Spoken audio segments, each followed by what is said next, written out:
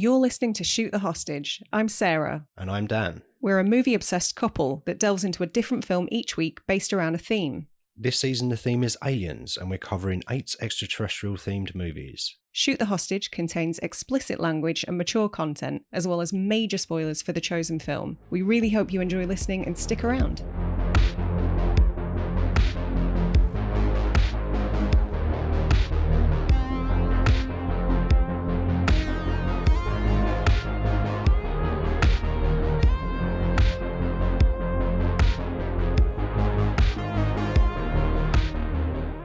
So, Season 3, Week 3, it's Week 3, isn't it? Yeah, Season 3, Episode 3. Episode 3, we're covering 2016's Arrival. Yeah, boy! Directed by one Denis Villeneuve. One of the greats. I think so, one of the greats. Certainly one of the greats what are working today. An auteur, one might say. Yeah. So, 2016, Mm-hmm. I was very excited to go and see this movie at the cinema. Did you see this at the cinema? I didn't. I watched it on a plane, which was not the ideal environment. The best way to experience an epic sci-fi drama? Yeah. Yeah. Sci-fi drama? That's what I would say. So you saw it on a plane. I saw it at the cinema. And as I said, couldn't be more excited. Was really happy to watch this. At that point, I'd seen, I guess, Sicario and Prisoners. Yeah. Oh, Prisoners is such a good movie. I really like Sicario, but I think Prisoners is a masterpiece. Yeah. Particularly of that genre. I think of that kind of gritty thriller genre. That might be my favourite. The genre of Jake Gyllenhaal having white power haircuts and looking perplexed and sad. Yeah. I'm here for it. The genre of Paul Dano being an oddball. Oddball is one way to phrase it, but I'll hesitate to spoil that movie if you haven't seen it. We're not here to spoil Prisoners, we're here to spoil Arrival. Yes. Speaking of which, so 2016 we mentioned, we spoke when we covered Predator a few weeks ago, we spoke about 1987 being a really good year. Yeah. 2016 wasn't bad either. I've got short-term memory loss, so you're going to have to remind me. What made 2016 so good? Okay, so Captain America Civil War, let's get that out of the way. Yeah. I do like that movie. It's a good film. Film? It's a good film. Film. I'm speaking in an alien language for some of this podcast. Sarah will be speaking in alien squid for the rest of the show. There you go. There you go. One we've already covered, Hell or High Water. That was 2016. Oh, hell yeah. Deadpool. Yep. Excellent addition to the subversive superhero subgenre. Yes. The Nice Guys, which I think is great. Fun film, yeah. Train to Busan. Oh, so good. Yeah. Yeah. The Void. The Void is one of my modern horror favourites. Underrated movie? Within the horror community, I think it's just rated. Yeah. But for wider audiences, probably underrated, yeah. Yeah. What else you got? Hunt for the Wilder People. Oh, yeah. Taika Waititi. Another Paul Dano movie. Oh, no. What this time? Guess which one it is. 2016? I don't know. Oh, Swiss Army Man. Yeah. Yeah, it was the farting that did it. Yeah. And Hacksaw Ridge, which... I haven't seen that. I love it. I think it's an excellent movie. Would I like it? See? No. I think you would. The problem that I have with it is that it was directed by Mel Gibson. Oh, gross. No, I'm not interested. The more time goes on and the things he chooses to align himself with, he's been problematic for decades, obviously. The alcoholism I can get on board with. The anti-Semitism, not so much. No, definitely not. Yeah. But I feel like the longer time goes on, the more I'm just sort of put off by his movies. Yeah. To the point where I can't even really watch Mad Max anymore. Luckily, we have Mad Max Fury Road that exists in the world now. Yes. So taking it back to the old school, because I'm an old fool who's so cool. Oh, good Lord. Dan's got bars. you just heard that on Catfish. I'm cool. I know what that means. So this was nominated for 8 Oscars. It was, yeah. But none of them were acting Oscars, were they? Let me just. It was nominated for quite a lot of awards. No, none of them are acting ones. Yeah, which surprises me because Amy Adams particularly kind of carries this movie. Yeah, she's great in this. This is my favourite Amy Adams performance. Same, I think, yeah. Maybe her best movie? Maybe, yeah. Apart from Drop Dead Gorgeous, obviously. Well, we'll get to that. Yeah, so nominated for 8 Oscars. It won 1 for Best Sound Editing. I can see why. Yeah.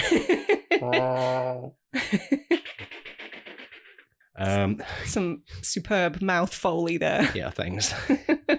It was also nominated for Best Picture. Yeah, again, I can see why. Best Director. Yep. Best Film Editing.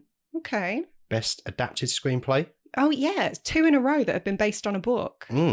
Best Sound Editing, which we've mentioned. Best Sound Mixing. Okay. Best Production Design. I can see that. Best Cinematography.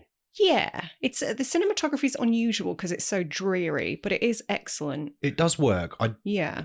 Maybe we'll get to this. I did miss Roger Deakins' influence in this movie quite a bit, but it did still look great. Not to undermine what the DOP did on this one. But I think that year, 2017 Oscars, was the year of La La Land. Everybody loves fucking La La Land. I've never seen it and I don't care to. Do you know what? Like, it's really hard to judge films that you haven't seen. And you shouldn't really. No. But there are some films that I see in the zeitgeist and I just know they're not for me. Yeah, and same. A film about dancing and jazz could not be further away from what I would consider entertainment, actually more leaning towards the torture side of things.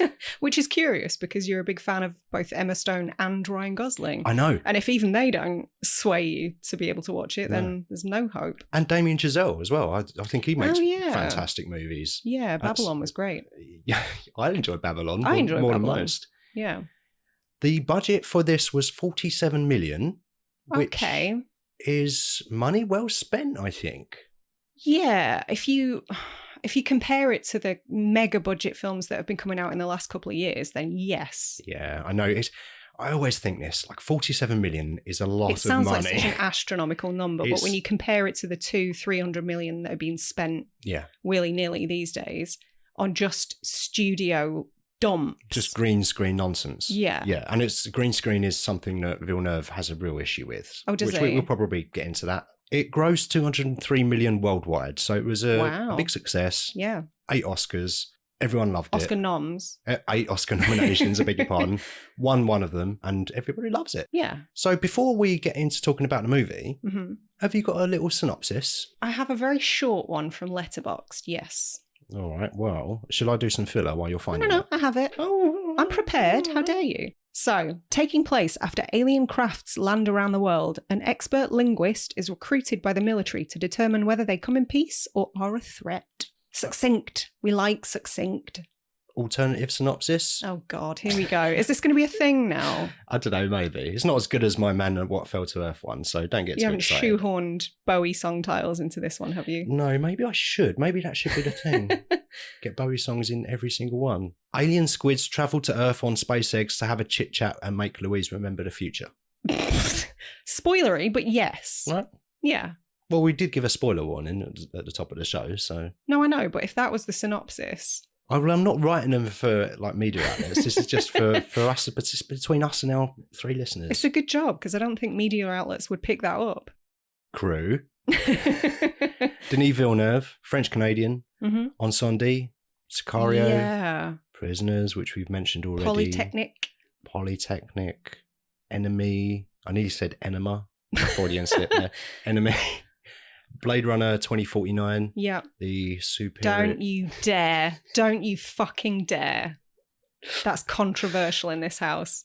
It's a fucking good movie. It is a fucking good movie, but the original Blade Runner doesn't have Jared Leto in it, so for that reason alone it wins. I think Blade Runner 2049 is better than Blade Runner 1, despite having Jared Leto in it. That's a bold claim, Dan. I know. It's that good. Obviously, Arrival June and the upcoming June sequel. Yeah. Upcoming but pushed to next year now. Yep. I think you said this earlier, but I really think he's one of the best directors working today. I was going through his list and it's all banger and banger and banger. It really is. There is not one miss. I think the closest comparisons that I have in terms of filmmakers that I've become familiar with in the past 5 to 10 years, not to say that they weren't around before that, but since I've noticed them, Yorgos Lanthimos, he keeps making bangers. I'm going through the list of movies that he's made. And I've seen most of them recently, but they're all like 4-star movies. You're welcome. Yes. Ruben Östlund, people like that that are a bit more interesting. And then obviously you've got your classics like PTA and Nolan and all of those people. But I think honestly, like Villeneuve has cemented his place as one of the all-time greats, I think, with some of the stuff that he's put out. Yeah. I mean, I love Paul Thomas Anderson, I do, but I think I like Villeneuve more. Really? Yeah, I think he's got a stronger vision. Yes. I mean, I agree. I'm definitely more of a Villeneuve head than I am a PTA head. I do like a couple of PTA films quite a lot, but I wouldn't necessarily go and revisit them very often. Yeah. Well, I mean, so many of them have like a really intimidating running time. So it's not often I want to sit down and, indulge in a 3-hour movie. Yeah. Written by Eric Heiserer. He adapted the novella into a screenplay. Okay. It was based on a novella. I should have said that first, really, shouldn't I? Do you know who wrote the novella? Yes. Oh, I'm supposed to be filibustering now, am I? It was based on a novella by Ted Chiang called Stories of Your Life, which was released in 1998. Oh, okay. I don't know why. I kind of presumed this might have been an earlier sci-fi novel. It almost felt quite old-fashioned. Okay. I didn't really give it much thought, I don't think. But, I mean, 30 years ago... Oh, don't do that. Don't do that. 30 years? It was... The novella for this came out the same year that Armageddon was released. Stop it. Stop it. I don't care for this. I'm so old now. Anyway, Eric Heiserer, he adopted the novella... He adopted it into his family. They had to do a check first to make sure it was safe and novella safe. He adapted a novella, of course, into a screenplay. Can you guess or do you know any of the other movies that he's written? No. Random? Okay. Bird Box. Oh, okay. Yeah, I mean, both have definite kind of H.P. Lovecraft leanings, so I can see that. Yeah. I just think of this. The other day I was on Reddit, and sometimes people post questions in there like, suggest a movie, and one of them was, suggest a movie where it's best to go in blind. See what they did there. Yeah. So Heiserer, he also wrote Lights Out. Which one was Lights? It's the one where it's dark a bit. Is that not the David F. Sandberg movie where there's a demon? Well, but I was under the assumption that was based on his own short film. Yes, but I imagine that Heiserer... Look, oh, right, okay. It's just information I found online. Oh, Lights Out was Pony. I thought Didn't enjoy that. I thought it was fine. It was one of those, I enjoyed the concept more than the feature. I thought the short film was great. Incredible. Short, sweet, really effective. They struggled to drag it out to full length, I think. The short is incredible. Yeah. And some of David Sandberg's shorts are great. There's some really fun ones. If you go on YouTube and search his short movies, they're great. And he's got a really good channel. He's a strange man as well. Yeah, I've got a lot of time for him. He's great. Sticking with the Heiserer thing, Final Destination 5. Seriously? Yeah, random. 5? Mm-hmm. How strange. A Nightmare on Elm Street reboot. In 2010, was it Jackie Earle Haley that played? Jackie Earle Haley was Krueger, yeah. Fred Krueger, yeah. Wow, that good. That was terrible, yeah. No, The Thing, 2011. Okay. Shall I go? Shall I come back in 5 minutes? I'm not going to go off on a diatribe. I don't hate that film like you might expect me to. I will preface this by saying that The Thing is probably, if I was pushed to have to name my one favourite film of all time, it would be The Thing. Mm. And so the idea of a prequel, I was not thrilled about it. Spoiler. Is it? I haven't seen it the whole way through. Oh. So. I mean, it's fairly mediocre, but I liked some of the stuff that they did. I hated that they did practical effects and CGI'd over the top of it. I think that was absolutely pointless and a real disservice to the practical effects team. But I did like some of the details. I've heard a lot of people say, yeah, you know what? It's fine. That's kind of the overriding opinion I've heard online. It's from okay. People. Yeah, but I can't really have an opinion because, as I say, I've not really seen it the whole way through. He also wrote Bloodshot, which I never saw. Oh no, is that the Vin Diesel one? Yeah. Yeah, that looked terrible. I don't think I've seen a Vin Diesel movie what isn't a Fast and Furious since 2005. No, probably not. His best movie was probably Boiler Room. Or Pitch Black. Oh, Pitch Black. Yeah, of course. Although I do really like Boiler Room. But it's been a while. Yeah. That might not hold up. I'd have to revisit that. Corporate Greed? Yeah, we can shoehorn that in somehow. Director of photography was Bradford Young. I don't know that name. What's he done? I haven't written that down. Okay. Forget I asked. That'll be in our companion show. Stop. So I mentioned earlier, yeah, I did feel that I was missing Roger Deakins with this, but he's such a master and his films are so visually appealing and just look amazing that I just missed him in this. And because he's got such a good relationship with Villeneuve as well. I think apparently I did hear Villeneuve talking about this, and apparently him and Deakins had read the scripts for Sicario and Arrival, and they liked them both. They made Sicario together, but ultimately Deakins could only do one of them. He was committed to work with Angelina Jolie, who was directing Unbroken, which I haven't seen. Oh, the one with Jack O'Connell. Yeah, that sounds familiar. It was all right. Okay. No, I haven't seen it, but that's the story behind that. Cast-wise, Amy Adams. Yep. 61 movies listed on Letterboxd, and I'm going to name every single one. No, you're not. I know you're a big Amy Adams fan. I do like Amy Adams. I think she's definitely one of the better actors that are working today. And she's one of those as well that walks the line between big commercial movies and smaller indie and also mid-size. Yeah, that's true. Drop Dead Gorgeous was her first film. It was. She looks so fresh-faced. She's adorable in that film. Remind me what that's about. Is that the beauty pageant one? It is, yeah. It's the Kirsten Dunst. It's the mockumentary, basically. Right. I own it on VHS. We should revisit. We've watched it together within the last couple of years. Yeah. I love it. It was really underappreciated when it was released. I think it was misunderstood by a lot of people, but there's a big cult following around it these days. So I remember being a teenager when that was released and it being advertised on Sky, box office, whatever it was, pay £5 to rent a movie before streaming platforms existed. Yeah. And it was very much marketed to like a rom-com consuming audience. So misrepresented. It's got far more in common with the Christopher Guest mockumentaries than like the average teen film. Yeah. For sure. Cruel Intentions 2 she was in, apparently. Oh, God. I don't know if I've seen that. I don't think I have. Catch Me If You Can. Oh, okay. I've only seen that the once. I don't think I knew who she was at the time. The Fighter. Yep. The Master. Oh, great film. Speaking of PTA again. Definitely not about Scientology. It's definitely not. We've changed the name, see?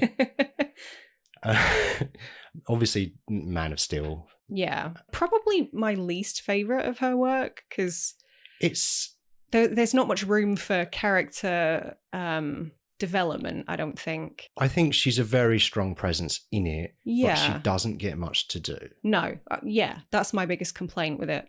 Well cast, I think, because she's a very good actor. She's very good at what she does.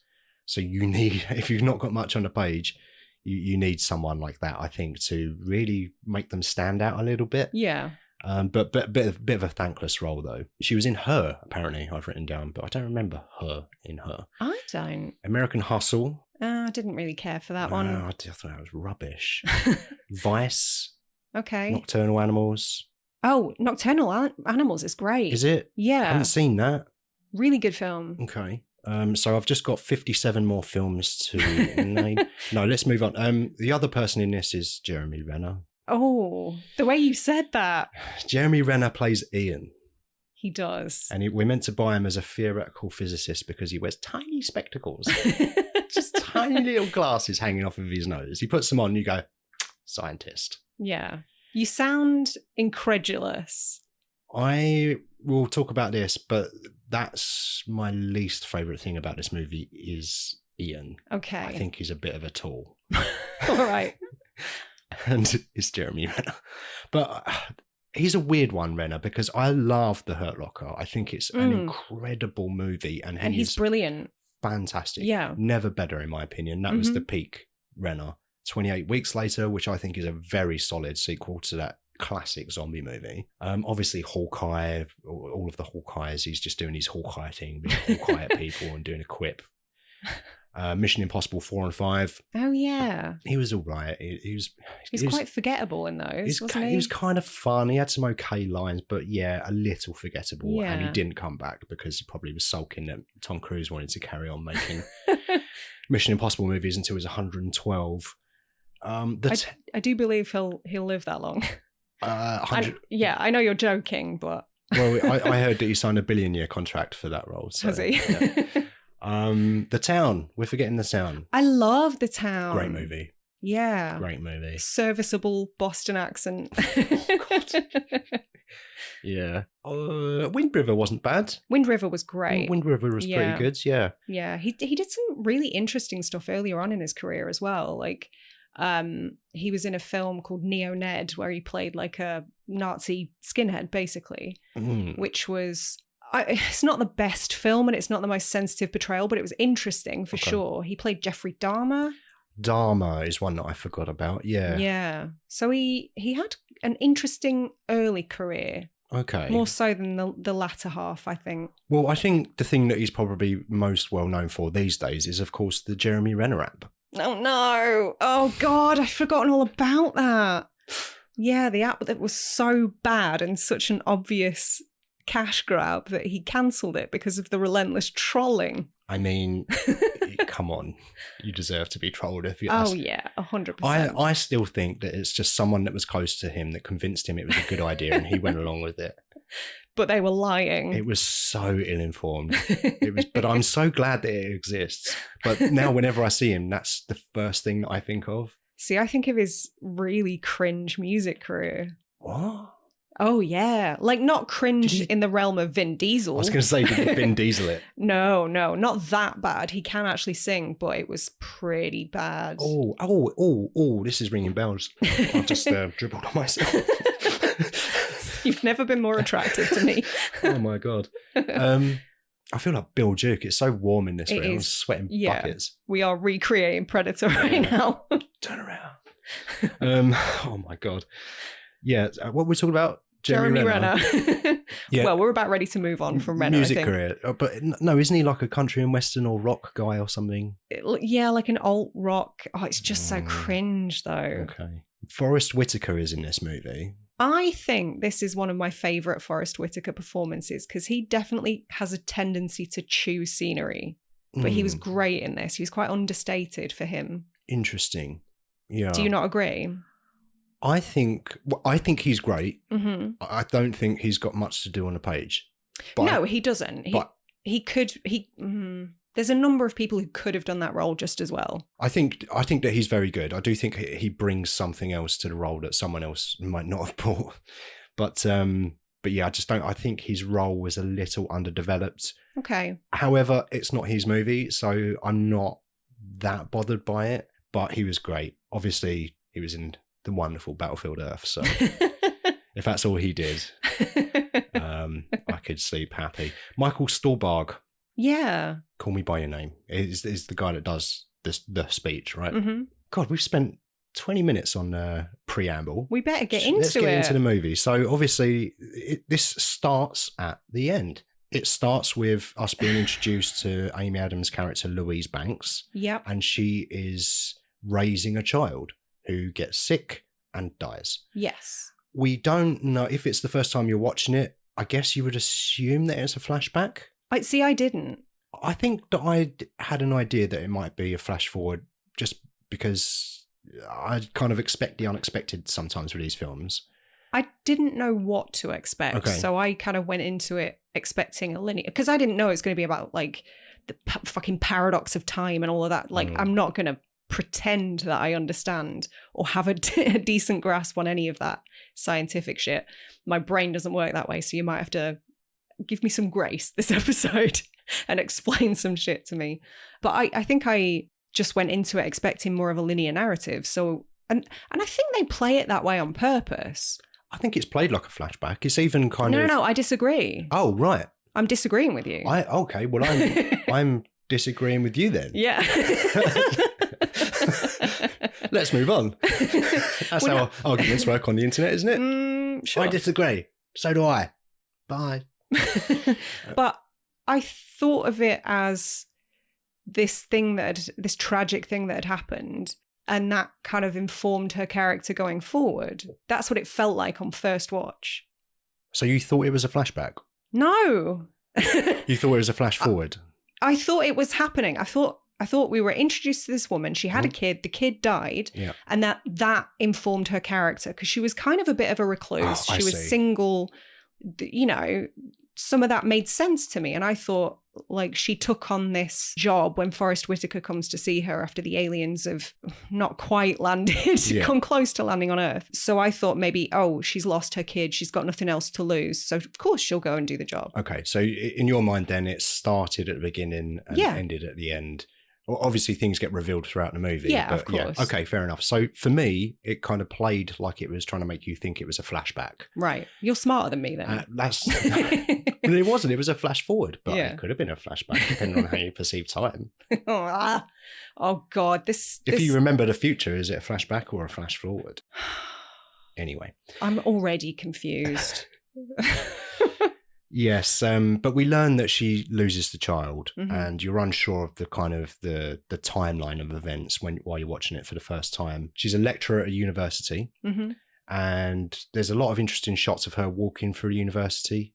And then there's this big news story where all the students are distracted, turn on the news, 12 giant space eggs have landed on Earth, and everyone They're goes hovering home. above it. That's interesting. They're hovering above it. They don't even touch the surface, which is something that you said earlier, which is very interesting because they just turn up and sit there. They don't do anything. Well, so a little bit about that. I read that that was very much intentional. Obviously, it was intentional. It's Villeneuve. Everything's so meticulously plotted. But that was kind of a reveal about the aliens themselves. Like, they've come this great distance, but they've stopped just short, and they wanted the humans to want to make contact enough that they made the rest of the journey. Yeah. Which they did. Yeah, and it's interesting because obviously as the film goes on, the humans have a reaction to these aliens, and they're doing what we do. And it's what you would expect, because humans are the worst. Being giant idiots. But it's very interesting that they don't do anything and don't even touch the planet. Yeah. It did make me laugh, though, when the students ask her to turn on the TV in the lecture hall, which she does, and then proceeds to stand in front of it and block the screen. Which, you know, from an aesthetic point of view, from a filmmaking perspective, looked great. But I did think, you fuckwit. I did really like that part, though. I like that beginning because it's such a long time before we even see any of the news broadcasts or we see any of the ships. Like, the viewer is left in the dark up until a certain point. I really like that we were kind of flying blind until about half an hour in. Well, we never even see them arrive, do we? No. We see Amy, we're introduced to Amy Adams' character, as we've said. Mm-hmm. After the news reports, we see her leaving the university where people are panicking. They're trying to barge by, and there's even like a minor car accident, but she's walking very, very slowly on her own. Mm-hmm. And upon rewatch, I think I've seen it 4 times now. Okay. But the more I see it, the more the first half makes sense to me because she seems very disconnected. Yeah. And that's her arc, isn't it? Because I think she starts the movie being a bit aloof, a bit disconnected. There's that scene after they arrive where she is on the phone with her mum, and clearly there's a disconnection there. She says to her mum, "Oh, you're not watching that silly news channel, are you? That channel's for idiots." A reference to Fox News. It's got to be Fox News, isn't it? She's definitely like laying up some Tucker Carlson in there. But yeah, so she, in my mind, that's telling us she's not even really very connected with her own parents. Yeah. And I think that's interesting because later on, when she learns about the technology, which we'll get to, she has to make a choice. I think her disconnection is her trying to avoid certain emotions in the beginning, and then she makes a choice that she can't avoid those emotions in order to feel the good ones. Yeah. This all comes part of a package, you know? Yeah. She's got a nice house, can we just say? She's got a really nice gaff. Yeah. But Riverside, Oceanside. It's gorgeous. There's some water by it, and it looks really nice. Yeah. Gorgeous. I would never leave that place. No. That's why she's a recluse. Yeah, and then she goes back, tries to go back to work, but it's empty. There's no one there.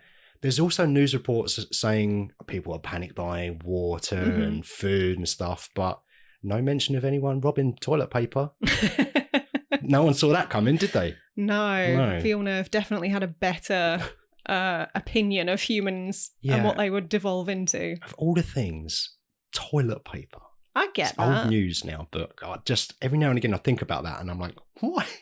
Anyway, yeah, so she returns to the university on her own, no one else there. That's when our mate Forrest arrives, Colonel Webber. Yep. And he plays her a recording of who we find out is the alien creatures. And he says to her, you know, would you like to come and help us try and decode what they're saying and try and communicate with them? And he's kind of playing hardball with her a little bit. He's saying like, come on, if you don't come now, you're going to lose your chance forever and we'll just get someone else. She has got some kind of clearance already because she helped out with some insurgency thing a little while ago. So I think her clearance is still valid. Yeah, there was mention of her having interpreted some Farsi for the government. Right. And I believe those sorts of clearances last either 4 or 5 years. Okay. So rings true then. Yeah. So that makes sense. And I assume that's why he's gone there.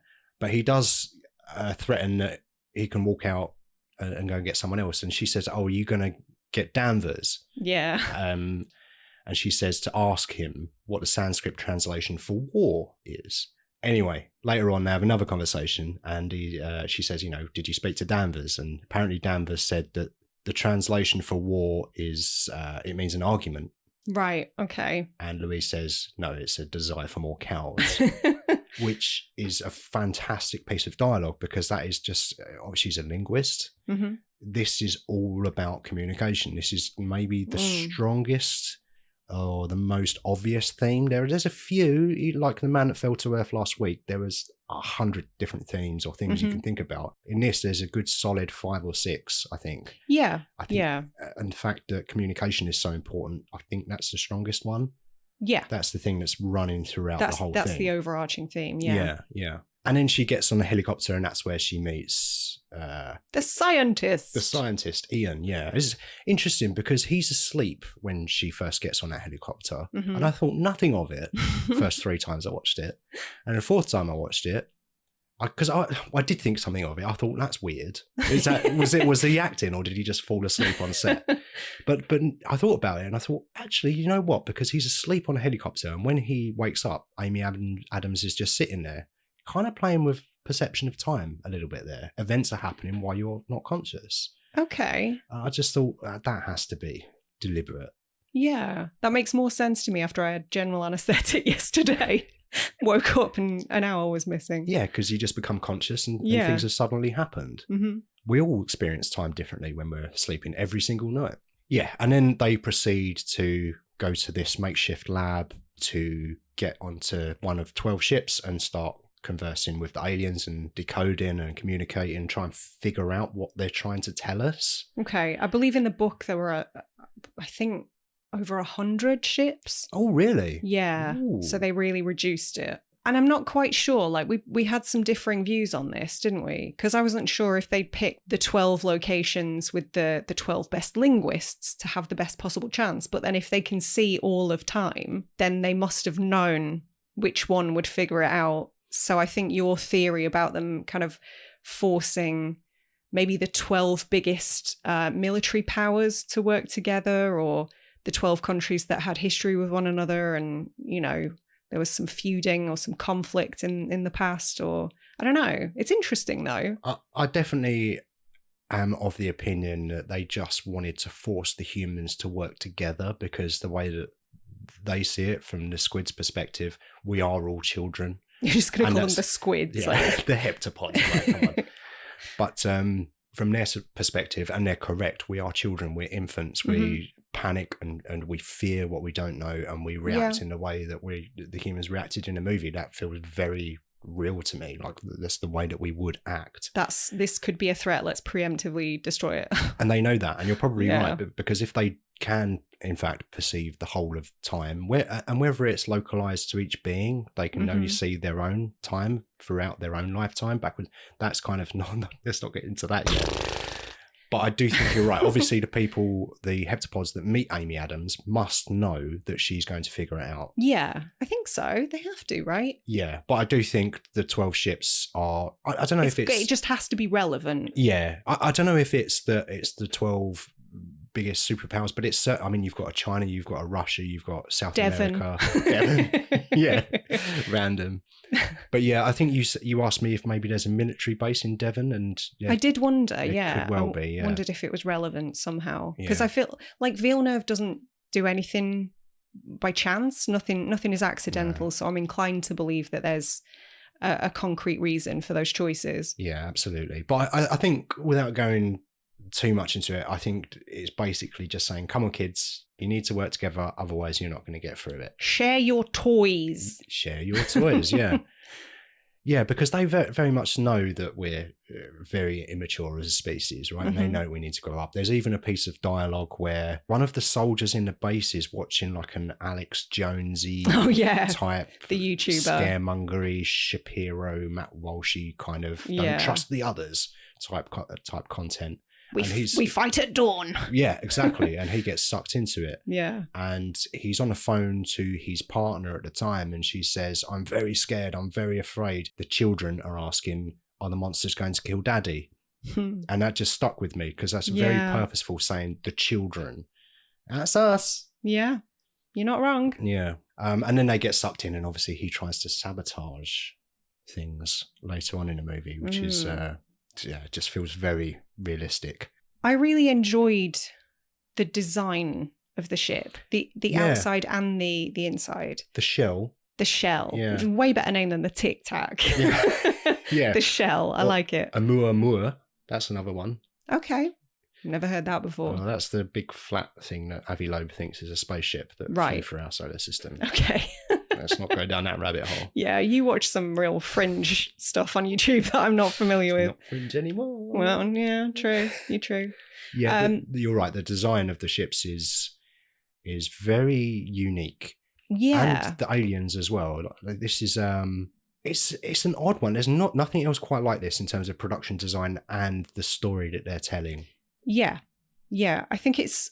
I really enjoyed what they did, specifically with the internal set. I know that Villeneuve envisioned it that way, but he couldn't figure out how the humans would approach the aliens.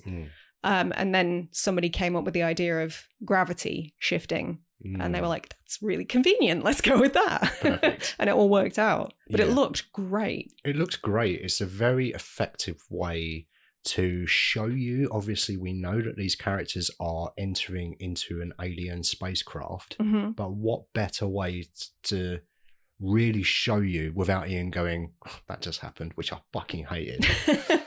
But to show you that gravity works differently. This is different. This is not your granddaddy's aliens.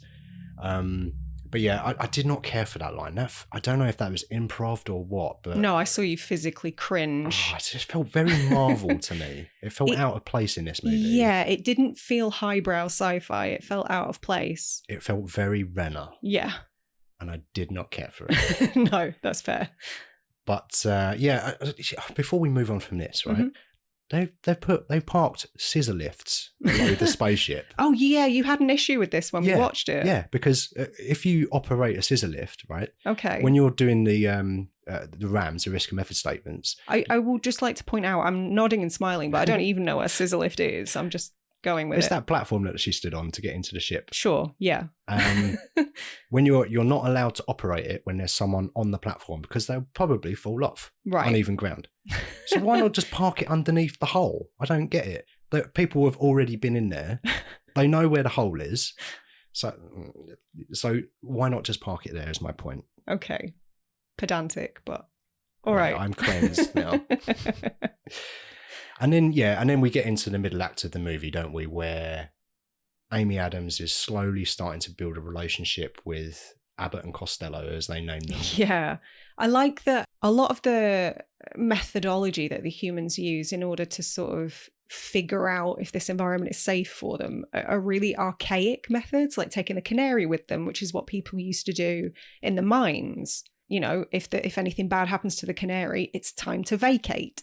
Poor canary, but it works. Yeah. So even with all this technology, they still can't come up with better ways. Like I found that really interesting. Yeah, it's a good way to, again, maybe is highlighting the fact that we kind of think of ourselves as the pinnacle of technology. Yeah, which we are so not. We can't be. But yeah, we still rely on something as archaic as bring a bird into a closed space to see if it's good for humans. Yeah. Yeah, it's a really good visual representation of that. Hadn't thought of it that way, actually. Yeah, interesting. But yeah, I think this is my favourite act of the movie, is the middle part where they're talking with the aliens and figuring out, because this is something I've never seen before. No. Either the aliens are inherently good, or they're inherently bad, or they want water, or, you know, or some kind of conflict.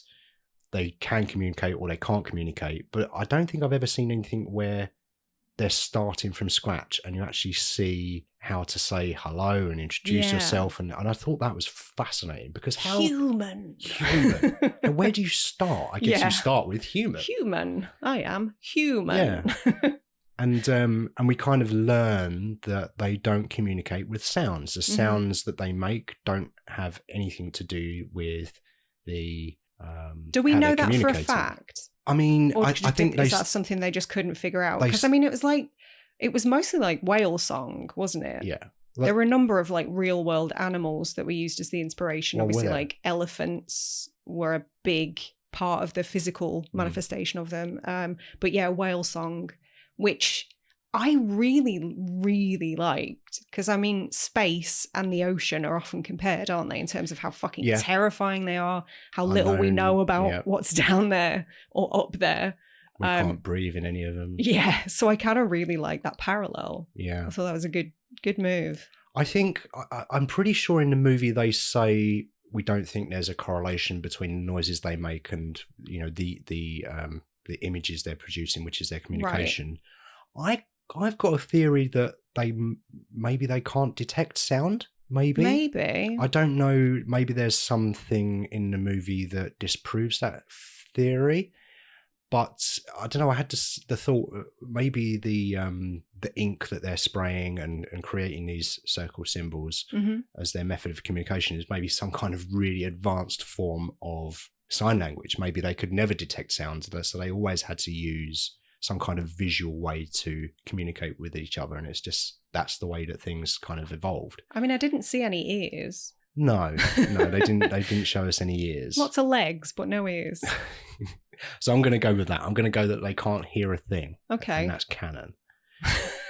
But yeah, that's where we see the images, which are, again, very unique. Not seen anything like that before. Circles, there's no beginning, there's no end. Do you know it was a fully functioning language that they came up with? No way. Yeah, more than 100 logograms were created. And it was completely functional. They started from the ground up. Blimey. Which is insane. I hope someone got paid well for that. Yeah.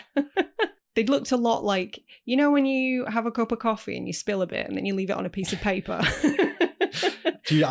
That's how they came up with that, isn't it? Ooh, coffee rings. Interesting. Circle. There's no beginning or end or middle. Time goes on. They get to know each other a bit. They're having a good old chinwag for, I guess, about 6 weeks. What I could gather from dates and security footage and news and that sort of thing. I would say about 6 weeks. Yeah, it was a reasonably lengthy process, wasn't it? They were out there for a while. But then I feel like not being able to perceive exactly how long it took is kind of part of it. I would say so. But obviously it's playing with perception of time a lot in this movie. Yeah. So whatever you can do to reinforce that is only going to help the narrative. But yeah, so time passes and Amy Adams' character, Louise, is constantly having to defend her methods, what she's doing. Yeah, they're trying to make her work faster, and it's like, how? Yeah, exactly. She's the linguist, and Renner is the scientist, and Renner's just there. He's there. He doesn't really have much to do because, like, if he's the scientist and he's trying to figure out, propulsion techniques and how they got the technology that they have and all of that stuff. Well, how do you even do that if you can't even communicate? So bring Renner on in 3 months once Amy's done some work. Anyway, what was I saying? Sorry, I interrupted you there. That's my fault. That's right. She's defending herself to Forrest Whitaker. And this is something that's never occurred to me either. It's made me think a lot about language and how important it is. Yeah. And I kind of have known that for the longest time. Obviously, you communicate with people and you want to be respectful. And, well, some of us do. Decent people want to be respectful, and you want to have a good conversation and try and say what you mean. You can't always do it because we all make missteps, and Lord knows my vocabulary isn't the greatest sometimes, but you try your best. It's not perfect. But what I didn't think about is that while Forrest Whitaker's character is saying we need to ask the big questions, why are they here, what do they want, Amy Adams' character says, well, we need to know if they even know what question is. Yeah. What maybe they don't have any instincts, or maybe they only operate on instincts. So how would they know if they don't have an operating mode for questions to exist in? Then they wouldn't know that. So we have to start with the basics. Do the logograms include punctuation? Well, I would hope so for your sake. Yeah. But it is interesting though, because if a being can see the whole of their existence from start to finish, you've got the question of free will. Are your decisions still yours? Have you got a choice between A, B, or C? I mean, this film kind of suggests not. I don't think it answers it, but there's definitely a question mark there. But I think if you're bringing up free will, then maybe they wouldn't know what a question is, because if they don't ever have a choice, if they know everything that's gonna and how it's gonna play out, then the need for questions would be minimal, if not. Yeah, no, it's fascinating. Yeah. But after they've been talking for a while, she gets pushed into asking the big question, probably earlier than they should have. But there's a ticking clock because it's a movie, and she asks why you're here, and they reveal offer weapon. That's what they say. That's what the translation is. But it's not clear if they know what the difference between weapon, tool, and technology is, because to us, weapon and tool are pretty interchangeable.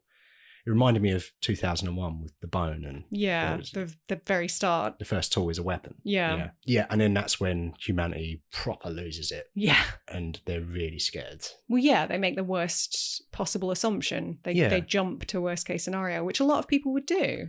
But it's fascinating because, as we said, they don't even touch the earth. They create a chamber where humans can quite happily just have a chit chat. They showed no displays of violence. They didn't even harm the canary. No, didn't harm the canary. No. They didn't even graffiti the glass. There was no antisocial behaviour at all. Why would you jump to they're here to destroy us? And the fact is that if they wanted to destroy us, they could have done it without even us knowing about it. Well, exactly. They absolutely had the element of surprise on their side. Yeah. So if they wanted to wipe us out, they would have done that before making contact. Yeah, but it's stupid infant humans thinking, we can be in control if we want. No, you can't. I don't know if it's stupid humans. Do you think it's hubris, thinking that they're the ones in charge, that they can figure it out, or do you think it's all rooted in fear? Because that would be my understanding. Yeah, of it. my gut feeling is it's rooted in fear. Yeah, and that might manifest as burying your head in the sand and going, "Oh yeah, we can take on the aliens." No, you can't. Or going to the lunatic fringe on YouTube. Exactly. Yeah, but that's what those channels do. They play on people's fears. Yeah, and they propose that they have answers. Yeah, when they're just as blind as the rest of us. Yeah, yeah, and then that's when we're starting to get into the third act of the movie, because is it General Shang? Yeah. Who works for the Chinese military. And we learn that a few other nations will just follow whatever General Shang does. Yeah, he decides that he declares war on the aliens on the basis of them saying offer weapon. Yeah. But the media changes it to use weapon. Did you notice? Yeah. And again, language. Well, that seems like an intentional misreading of it. I think so. That seems calculated. That feels like name your media outlet. I'm not going to say one, but Fox News would change it to use weapon, because we'll get more fucking clicks, won't we? If we say use weapon, let's make everyone scared and then sell everyone magic alien anti-juice or whatever. Yeah, digital outrage is huge. Yeah, it's what sells. Yeah, and then we're heading into the final act of the movie. Yeah, there was, I mean, if we're going right to the end, there was something that I didn't necessarily understand, because obviously we're at the point where they talk about the Sapir-Whorf Interesting. thing. Yeah, I wrote this down. The hypothesis states that the grammatical and verbal structure of a person's language influences how they perceive the world. It emphasizes that the language either determines or influences one's thoughts. Right. So in the trivia for this, it says at one point that all the scientific ideology used is completely accurate. And yet, when I delved a little bit deeper, it seems like the Sapir-Whorf hypothesis was misrepresented. In this movie? In this movie. Oh, okay. Because from what I can, from my very limited understanding, I did a bit of reading online. Please don't take my word as gospel. But from my understanding, that is only a factor with your native language. The language that you are born speaking and become fluent in is what affects your perception of the world, how you move through the world, how you perceive everything. It wouldn't necessarily work the same for a learned language. Okay. So they do take some liberties there, which I'm fine with. So it's like your baseline, the language that you think in, that you dream in. Yeah. Right. Yeah. Which is fine. I'm not mad that they took some liberties there. It works for the film. But yeah, at that point, she does start to dream in their language. She becomes fluent in it, which blows my mind, because how do you even begin deciphering coffee rings? I can't even do Sudoku. The thing is, I can't even spell Sudoku. She begins to learn the language, and she begins to see her future. Yeah. So does that ignite a situation where she's learning much faster and faster because she's suddenly remembering a time in the future where she knows all of the language? I guess so. I know. I know. Big brain shit, man. I mean, that's how you can explain it, because she does learn it very quickly. Yeah. But as we learn that the technology that everyone's talking about is this language, which changes her perception. That is of the time. weapon. That's the tool. That's the weapon. That's the tool. That's the thing. Mm-hmm. And they need humans to learn this, because in 3,000 years' time, they need our help. Yes. Which is not mentioned in the book, apparently. It's more vague, their reasons for coming and sharing this information with us. But yeah, she begins to see her future, and she begins to piece together, or she doesn't quite believe it until the end of the movie. Yeah. But she does say to the aliens, "Who's this little girl?" And the aliens respond, "Louise sees future."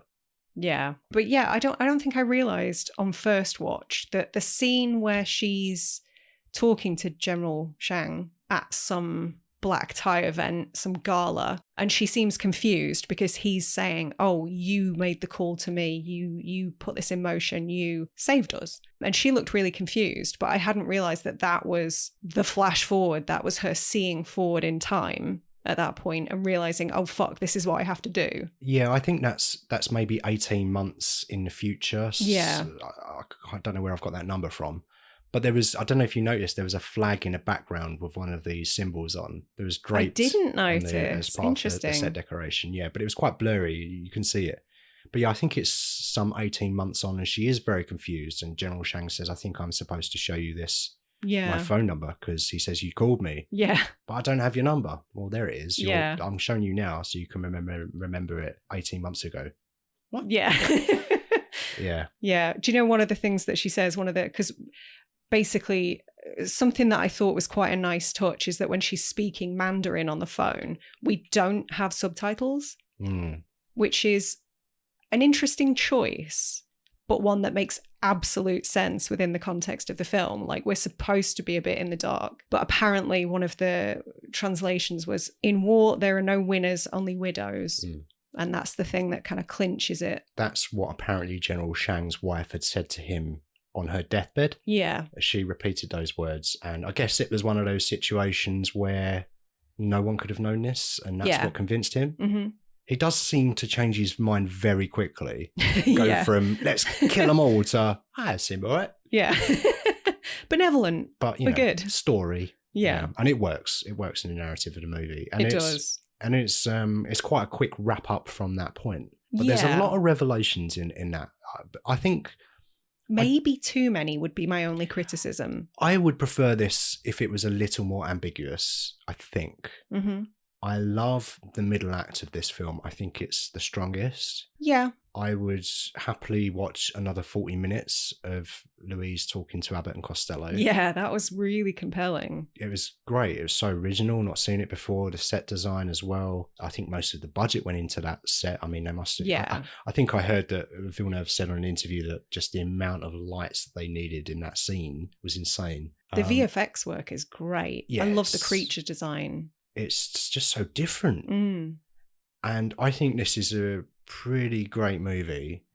I have a little bit of trouble connecting with it as much as I would like to.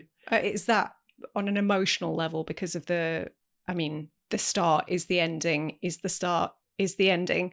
Is it that bit, do you think? I don't really know. I have problem figuring out. I do love it. I think it's a really good movie. And with more and more watches, I'm appreciating it more and more with the craft and even the seemingly small decisions which fit in with the narrative of the movie. And just the attention to detail, like on the whiteboard, kind of at the midpoint, the just shit that's in the background could be anything. But of course it's relevant because it's Villeneuve. It's the formula for entropy. Right. Which obviously the arrow of time, all plays into this same central idea. And I guess proves Renner's worth and why he's there. Oh no, we could have got someone else. We could have got Adam Driver as Ian. What's his face? Anyone but Renner is what is. I don't know. I don't see Adam Driver in that role. No. I think he's great. Don't get me wrong. And I would prefer somebody other than Renner, but I don't see Adam Driver. Did you know that the score in the last scene is a musical palindrome? A musical palindrome, you say? Yeah. I did not know that. Which I love. I loved that. How, in a way that the notes end the same way that they start, like the combination? Mm-hmm. Oh, yeah. Fascinating. Because obviously they mentioned that her daughter's name, Hannah, is a palindrome. But yeah, even it goes as far as the music. I think I just figured out why Jeremy Renner was cast. Renner is a palindrome, yeah. That's the only reason. Yeah. Oh, fascinating. No, I did not know that. And that is a very beautiful piece of music. Was not made for this movie, but was incorporated and used within it. Right. Oh, yes, I read that because for that reason, it wasn't eligible for an Oscar nomination. Yeah. It's a beautiful piece of music and I love it. And I think that maybe that is the reason that I have any emotional connection to it at all. Right. Obviously, music is there to do that and it's doing its job. For me, it's doing a lot of heavy lifting. I think this is fascinating and it's expertly made. And Amy Adams is incredible. I don't know, maybe it's a parent thing. I'm not a parent. I don't like children. I don't want them to die. But yeah, I do. I'm missing something. Well, all right. So the book was a little bit darker because obviously the crux of that emotional, the heart of it is that she can see the future. She can see all of time laid on top of one another. And she makes the choice to couple up with Renner and have this child anyway, knowing that the child's going to die, which is why he leaves her. But she decides that a few years is worth it. But in the book, apparently her daughter dies at 25 and it's implied that it's in a climbing accident. So completely preventable. Yes. And yet she still allows it to happen. So there is a definite darker tone in the book from what I've read. Yes, there is a definite switch. It's probably the right call for the movie. Well, my question to you was going to be, what would you have preferred? I think the book ending. Yeah, me too. And the reason I say that is because I think it's a more interesting ending. It's a more existential ending because I think you're saying you're accepting whatever life throws at you and you're not going to interfere with it because you can't really change it. But that's suggestive that we don't have free will then. Well, yeah. Let's not think about that too much. No, it's too hot in here and I'm dripping. This will spiral into depression very quickly. But yeah, there's so much about this film that I love. Like the heptapod ships, the what do they call them? The shell, that's based on an asteroid called 15 Eunomia. Okay. There's a few references to Carl Sagan and Contact in particular, which I know you're a fan of. Carl Sagan, yeah, he wrote that book. Mm-hmm. Yeah, Renner quotes him at one point as a location that's mentioned in his work that was visited in this film. Like, there's a lot of nods going on that would normally like fly under the radar unless you know what you're talking about. So it's just put together so beautifully and so carefully crafted that, I mean, you've already said, like, the craft involved is, we're not worthy. Yeah. Wayne's World, I'm bowing. Yeah. We are not worthy, Villeneuve. Also, the siren from The Purge is used. Oh, is it? Yeah. The very same? Yeah, the exact wow. same siren. Yeah, no, it's an incredible movie. I don't know how many times we need to say it. I just am lacking that little bit of emotional connection to it.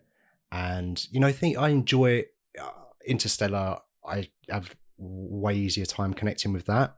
It's funny because I was going to say this at one point. I know you love that movie. I preferred this one. I prefer Arrival. I can see that. Interstellar is not for everybody. I prefer I think it's a good comparison because the ending of that movie, maybe let's not spoil it, but there's something in the third act of that which a lot of people have a problem with. But I think it's a very good visual representation of a concept that we really cannot grasp. And I agree. I think within that is the similarity to the way that the heptapods and now Louise experiences time. I find it curious that you connect emotionally better with Interstellar because I find that to be way more schmaltzy. Yeah. Far more sentimental. Yes, I agree. And I can't explain it. No, that surprises me. I can't explain it. You can't always explain why you feel the way you feel, no, of course Sarah. not. You've just got to accept that that's how you feel. Okay. And just go with it. For rougher, for smoother, you just have to accept it and embrace life. All right, cheers, Dr. Phil. Yeah, I thought about Interstellar a fair amount. I thought a fair amount about The Man That Fell to Earth, the movie we spoke about last week. Yeah. It's funny that we programmed these back to back because that was, they weren't things I was thinking about when we came up with the structure of the season. Yeah, I mean, I guess any sci-fi movie now has got a lot to owe to 2001. Think about that. Yeah. Yeah. And particularly, again, with the final kind of 10 or 15 minutes of that movie and what happens there. Gattaca, I feel like this has a lot tonally in common with Gattaca. That's a completely different movie. It's a science fiction movie, but the way that it's shot and the use of music is very similar, I find. And it's been probably 15 years since I've watched Gattaca. It's been longer than that for me. I've only seen it once. It's due a rewatch, but I love it. Okay. But yeah, from what I remember, it's similar visually and tonally. What else have we? Memento, use of time. Yeah. Clever use of time. Non-linear way of telling the story there. This is just your way of shoehorning Nolan in to every episode. Yeah. But that's really it with other movies that I was thinking about. I wrote down Everything Everywhere All at the Same Time, but that's not what it's called. but only in the sense that if you can see your future and your past, does that mean that you can see every possibility? Because if you don't have free will, then you can only see one possibility. But if you do have free will and you can see your past and future, then you can potentially see every kind of way your life could go. That just brings so much more into the conversation. I know. Butterfly effect. I'm too hot for this. But it's definitely one of those that you can pick it apart and talk about it for ages, or you can just take it on face value and enjoy it as well. And that's the mark of a really great movie, I think. Yeah. And it just looks stunning and unlike anything else, because it is really dreary. It's very foggy and wet and gross. Misty. Grey. Yeah. But it still looks gorgeous. Yeah. Cool. Agreed. I'm really, really looking forward to giving my brain a rest next week. Yes, me too. I'm giving this 4 egg-shaped spaceships out of 5. 4 shells. Yeah, 4 shells. I think my second viewing took it up to a 4.5. Okay. You see, I was at a 3. Oh, wow. You thought this was a 3-star film? It's not. Which is why I've now given it 4 egg-shaped spaceships out of 5. But the first time, certainly, I watched it, was like, yeah, that was pretty good. Yeah, I think they, like I said before, one of my criticisms is that I think they over-explain things towards the end. I don't need everything tied up in a neat little bow. I'm fine with conjecture. And at times, maybe it felt like it was saying something a bit more profound than it really is. But then it's also not the most accessible film. So I wouldn't have wanted them to dumb it down anymore, I don't think. I do think that it explains a little bit too much. I would prefer it to be a little more ambiguous. I would maybe add 40 minutes on, although this does have a really good pace to it, I think, this film. It's so breezy. It's such a quick 2 hours. I think so too. So maybe adding time on is not going to work, but I just was so intrigued by that middle section of the movie that I could have watched another 40 minutes of that. Mm. And also let's recast Renner as well. Yeah. But yeah, otherwise fantastic movie. Yeah. And Can I leave us on an Einstein quote? Oh yeah. The distinction between the past, present, and future is only a stubbornly persistent illusion. I like that. I like Einstein. Do you? Yeah. Smart. Was he? Hot take. Smart. Watch this space. He's going to do some big things. I guess all there is to do is announce what we're doing for the next episode. I'm going to throw it right back to you because it's one of your favourites. Starship Troopers. Yeah, this is why our brains are having a rest. Would you like to know more? Thanks so much for listening. If you've enjoyed the show, don't forget to subscribe and leave us a review wherever you listen to podcasts. You can stay up to date with us on Twitter, Instagram, or TikTok at @STH_pod or support us on Patreon. Everything will be linked in the description.